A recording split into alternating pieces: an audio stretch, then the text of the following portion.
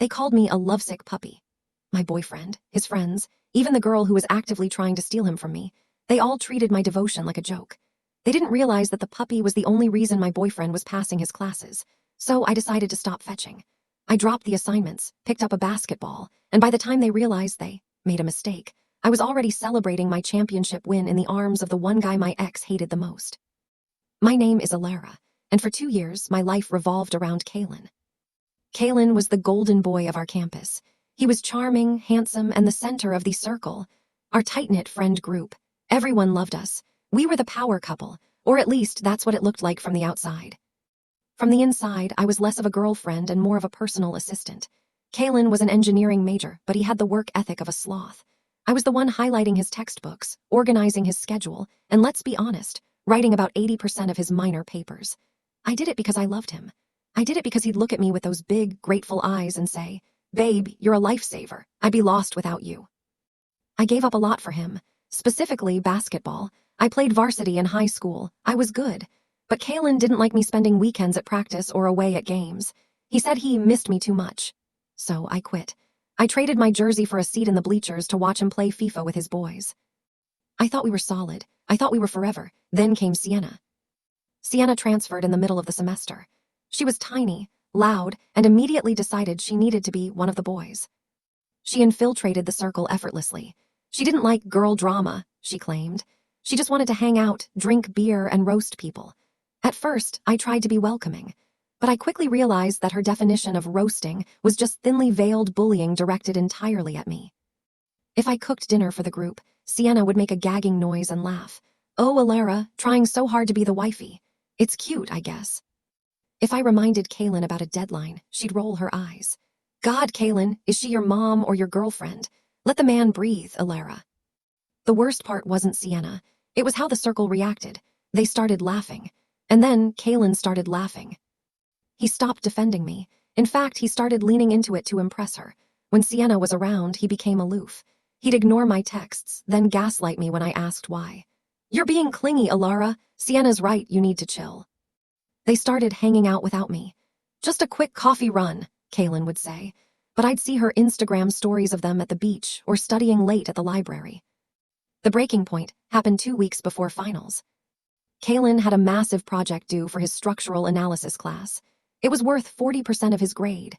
Naturally, he hadn't started it.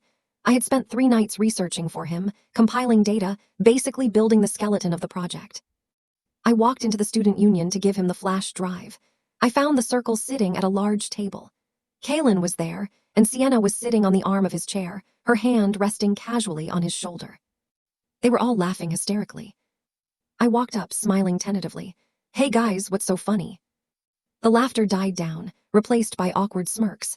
Sienna looked at me with that pitying, shark-like grin.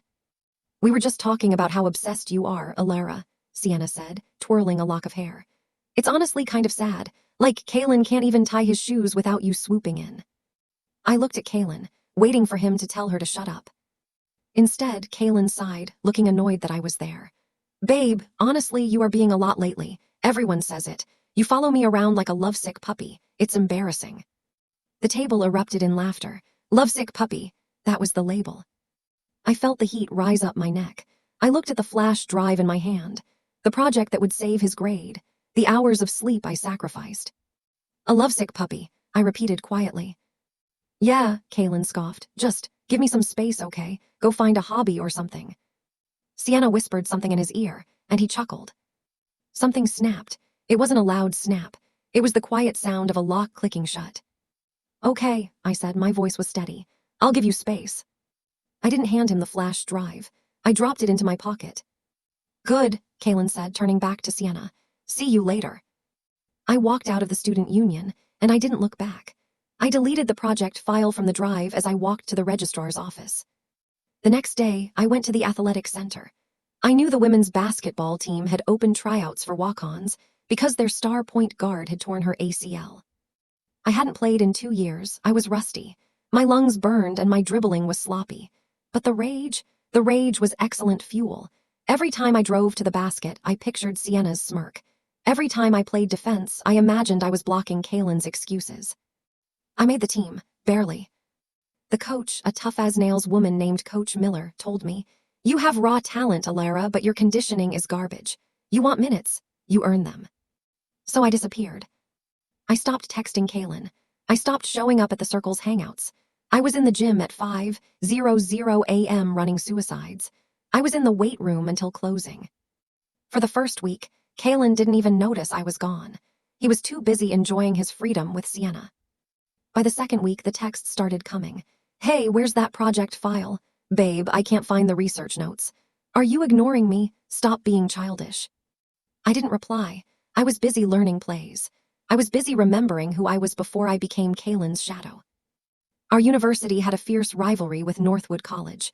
Their men's basketball team was decent, but their captain, Darius, was a legend. He was arrogant, aggressive on the court, and widely hated by everyone at my school, especially Kaylin. Kaylin always ranted about how Darius was a showboat. I met Darius 3 weeks into my transformation.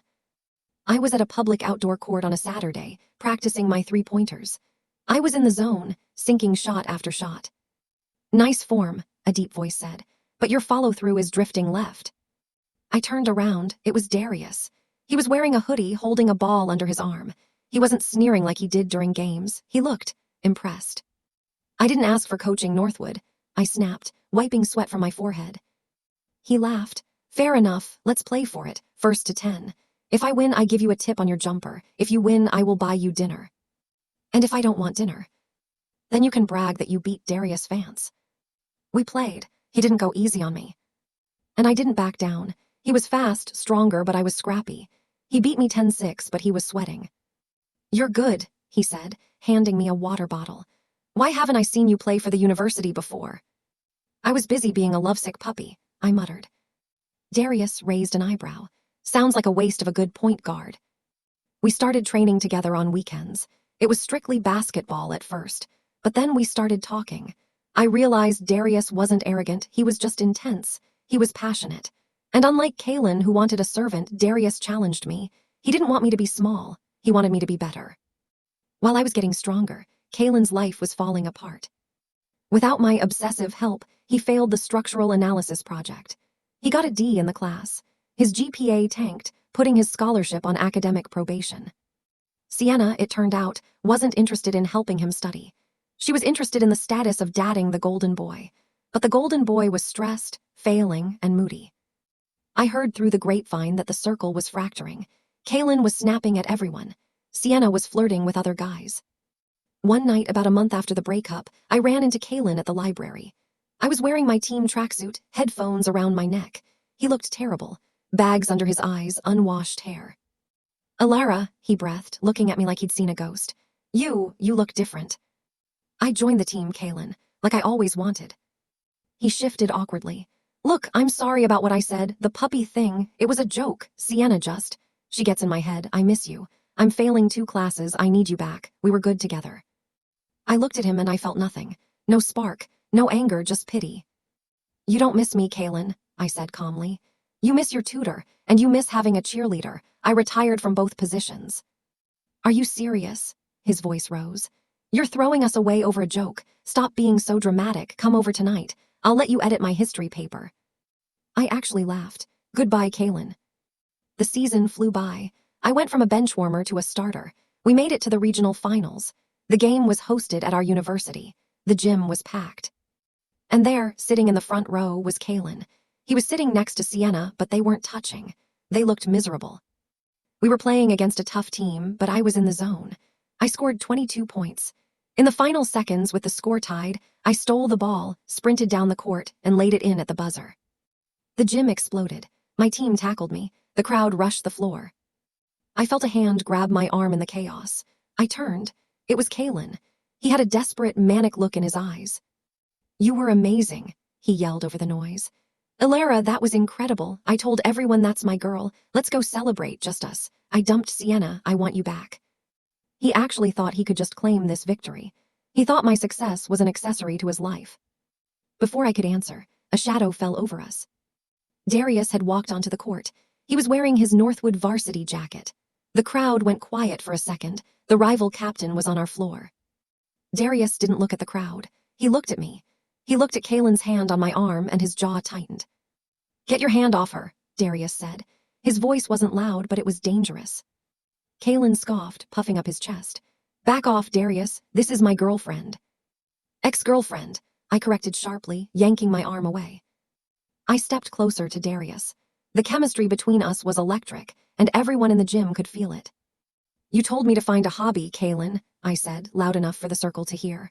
I did. I found basketball. And you told me to stop being a puppy. I did. Now I'm with a wolf. I grabbed the front of Darius's jacket and pulled him down for a kiss. The crowd, my school's crowd, actually cheered. It was the ultimate betrayal of school loyalty, but they loved the drama more. When we broke the kiss, Darius smirked at a stunned, pale Kaylin. She's out of your league, man, always was. Darius put his arm around me, and we walked off the court together, leaving Kaylin standing alone in the middle of the celebration confetti.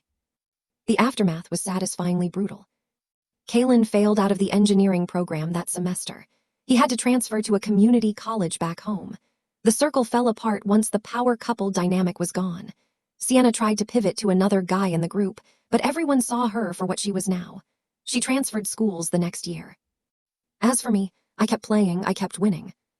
Darius and I have been together for 2 years now. He doesn't ask me to do his homework.